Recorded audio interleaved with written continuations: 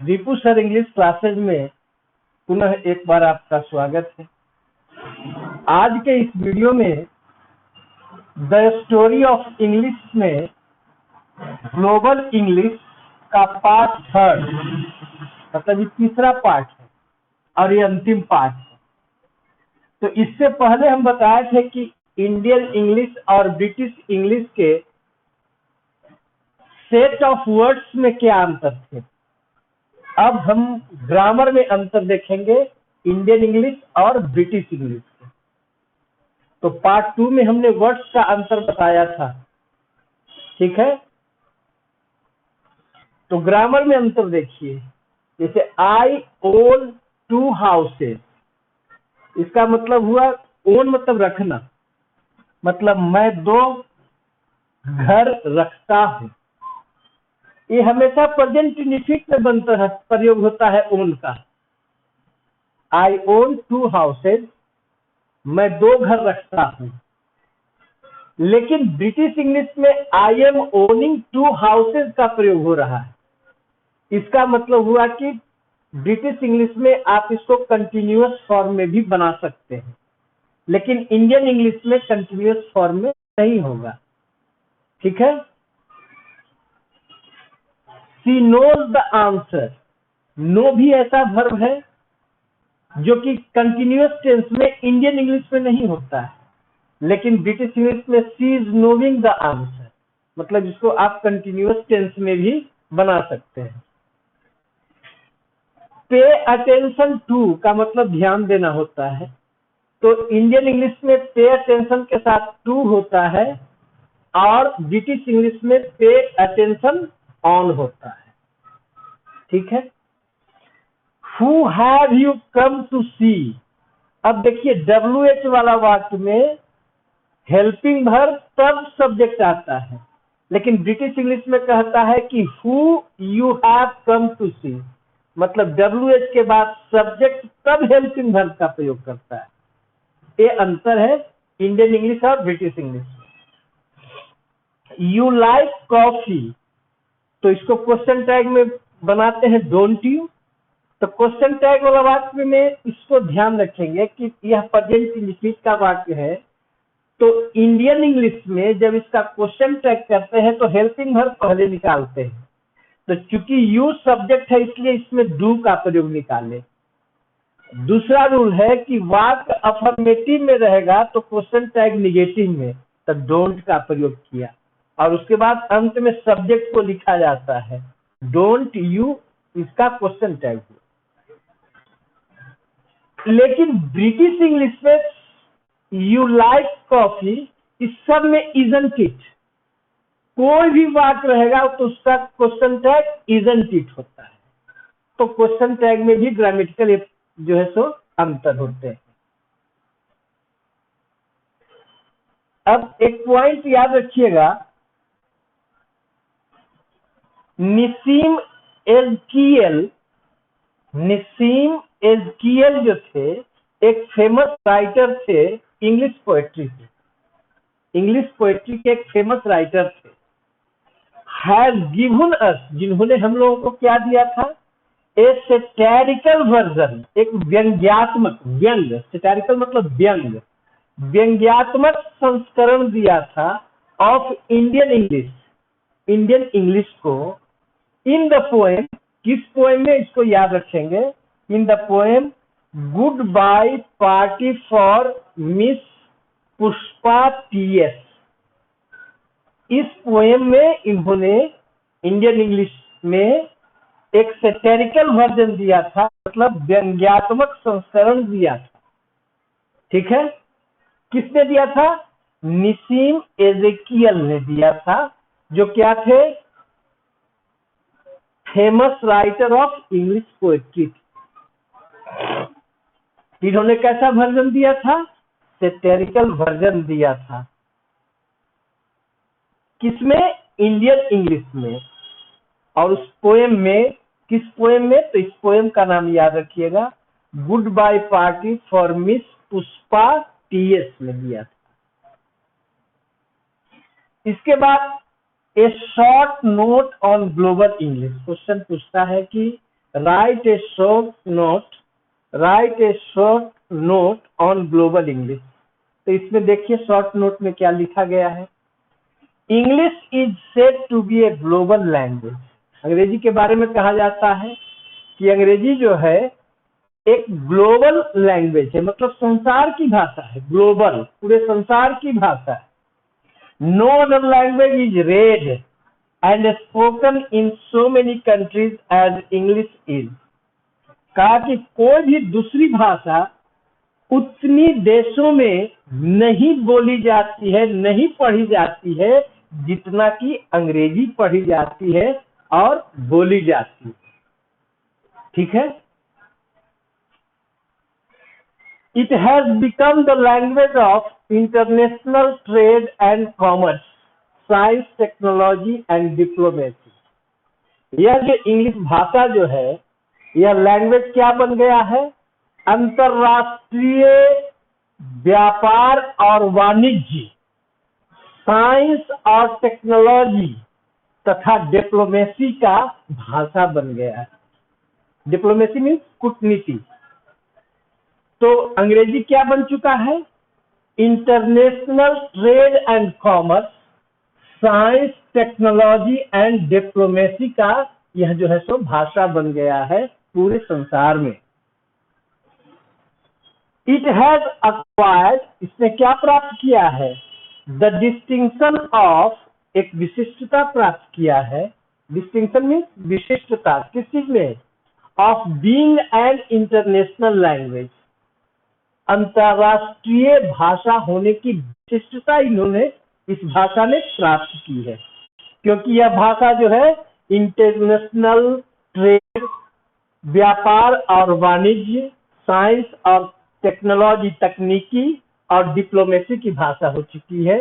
इसलिए इसका स्थान जो है इंटरनेशनल लैंग्वेज में एक विशिष्टता के रूप में स्थापित हुआ है। अमेरिकन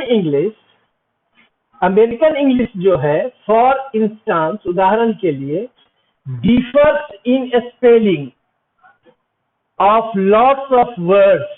अमेरिकन इंग्लिश जो है उदाहरण के लिए डिफर करती है, मतलब भिन्न होती है, बहुत सारे शब्दों के स्पेलिंग में भिन्नता होती है। वर्ड्स में, शब्दों के स्पेलिंग में भिन्नता होती है। द एक्सप्रेशन, और जो आप व्यक्त करते हैं, द एक्सप्रेशन इज टू, और जो अभिव्यक्ति जो है वह भी, यहाँ टू का मतलब भी, डिस्टिंक्टिवली, स्पष्ट रूप से, इट्स ओन, बिल्कुल अपनी विशिष्टता बनाए रखता है, अपने तरह का, अपने तरह की अमेरिकन इंग्लिश की विशिष्टता होती है। सम लोकल इंडियन फ्रेजेस, कुछ जो स्थानीय भारतीय फ्रेजेस जो है, सम लोकल मीन्स स्थानीय, इंडियन फ्रेजेस, जो भारतीय फ्रेजेस जो होते हैं, हैव ऑल्सो बिकम पॉपुलर, वह भी जो है सो बहुत लोकप्रिय हो गया है, वह भी जो है सो बहुत लोकप्रिय हो गया है। दस इंग्लिश, इस तरह से इंग्लिश, विदाउट एनी डाउट, बिना संदेह के, मतलब निसंदेह, may be called global English, इसको हम संसार की भाषा के रूप में हम इसे कह सकते हैं कि यह इंग्लिश लैंग्वेज जो है वह ग्लोबल इंग्लिश है, संसार की भाषा है। तो यह था एक शॉर्ट नोट था आपका ग्लोबल इंग्लिश पर। अगर ग्लोबल इंग्लिश में यदि पूछे तो ही इसका जवाब आंसर। अब है British English versus American English में डिफरेंस। इस पर भी एक नोट है, शॉर्ट नोट है कि क्या अंतर है ब्रिटिश इंग्लिश और अमेरिकन इंग्लिश में डिफरेंस। तो सम डिफरेंसेज, जो कुछ भिन्नताएं हैं between British English and American English, जो ब्रिटिश इंग्लिश और अमेरिकन इंग्लिश में जो कुछ भिन्नताएं हैं, आर सीन, देखे जाते हैं, इन द वोकेबुलरी, शब्द में, वर्ड्स में, ग्रामर में, एंड स्पेलिंग, और स्पेलिंग में, जो कि हम दूसरे पार्ट में भी इसको हम बताए हैं। लेकिन क्वेश्चन पूछेगा कि right the difference between British English and American English, तो ही इसका आंसर। अब जैसे देखिए, ब्रिटिश इंग्लिश और अमेरिकन इंग्लिश में वर्ड्स या वोकेबुलरी दोनों की चीज है। इसमें क्या अंतर है कि ग्राउंड फ्लोर कहा जाता है ब्रिटिश इंग्लिश में, तो अमेरिकन इंग्लिश में फर्स्ट फ्लोर कहा जाता है। ब्रिटिश इंग्लिश में रबिश, कचरा, कूड़ा को कहते हैं, लेकिन अमेरिकन इंग्लिश में गार्बेज कहते हैं। ब्रिटिश इंग्लिश में पेट्रोल कहा जाता है, अमेरिकन इंग्लिश में पेट्रोल को गैस कहा जाता है।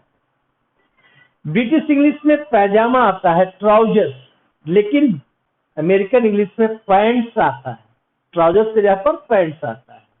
तो यह अंतर हुआ शब्द का। तो ब्रिटिश इंग्लिश में ग्राउंड फ्लोर, तो अमेरिकन इंग्लिश में फर्स्ट फ्लोर। ब्रिटिश इंग्लिश में रबिश, तो अमेरिकन इंग्लिश में गार्बेज। ब्रिटिश इंग्लिश में पेट्रोल, तो अमेरिकन इंग्लिश में गैस।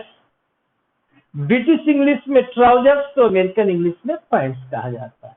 यह डिफरेंस हुआ वर्ड्स या वोकेबुलरी के बीच जो डिफरेंस है। अब ग्रामर में देखिए क्या है, हैव यू गॉट, आगे कुछ भी शब्द रहे तो यह ब्रिटिश इंग्लिश मानता है कि गेट का तीसरा रूप गॉट ही होता है, लेकिन अमेरिकन इंग्लिश में गॉटन का प्रयोग करता है। हैव यू गॉटन समथिंग, तो गॉट में अंतर है। ब्रिटिश इंग्लिश में गॉट का थर्ड फॉर्म गॉट ही होता है, जबकि अमेरिकन इंग्लिश में गॉटन का भी प्रयोग किया जाता है।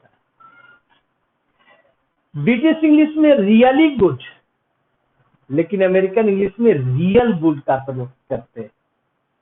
ठीक है।